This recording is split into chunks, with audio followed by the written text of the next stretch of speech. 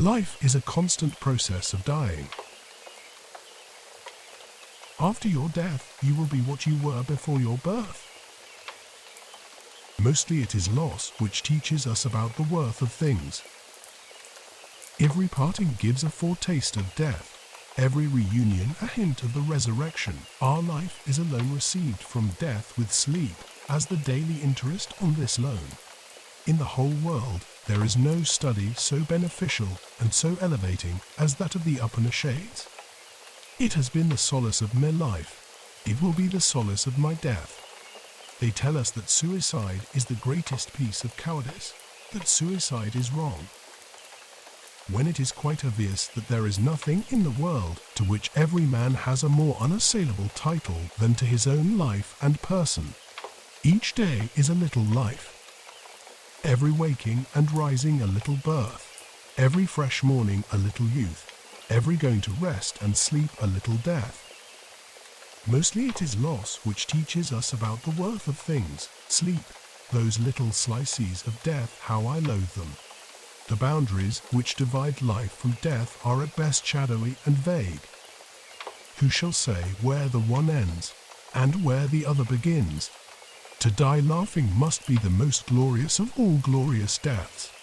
There are two bodies, the rudimental and the complete, corresponding with the two conditions of the worm and the butterfly. What we call death is but the painful metamorphosis. Our present incarnation is progressive, preparatory, temporary. Our future is perfected, ultimate, immortal. The ultimate life is the full design. Even in the grave, all is not lost. Thank heaven. The crisis, the danger is past, and the lingering illness is over at last, and the fever called living is conquered at last. Every poem should remind the reader that they are going to die. That which does not kill us makes us stronger.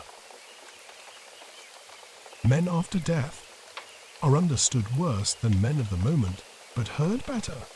The living is a species of the dead, and not a very attractive one.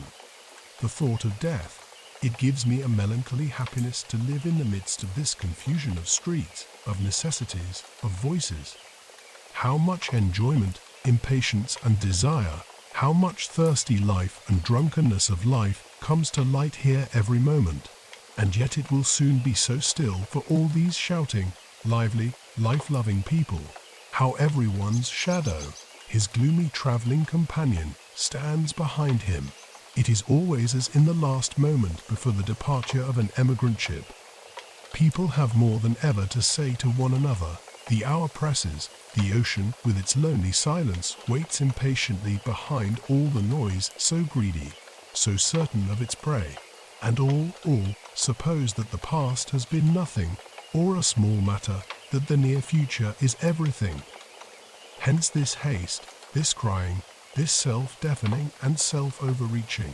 Everyone wants to be foremost in this future, and yet death and the stillness of death are the only things certain and common to all in this future. How strange that this sole thing that is certain and common to all exercises almost no influence on men, and that they are the furthest from regarding themselves as the brotherhood of death. It makes me happy to see that men do not want to think at all of the idea of death. I would fain do something to make the idea of life to us to be more than friends in the sense of that sublime possibility, and so we will believe in our even 100 times more worthy of their attention.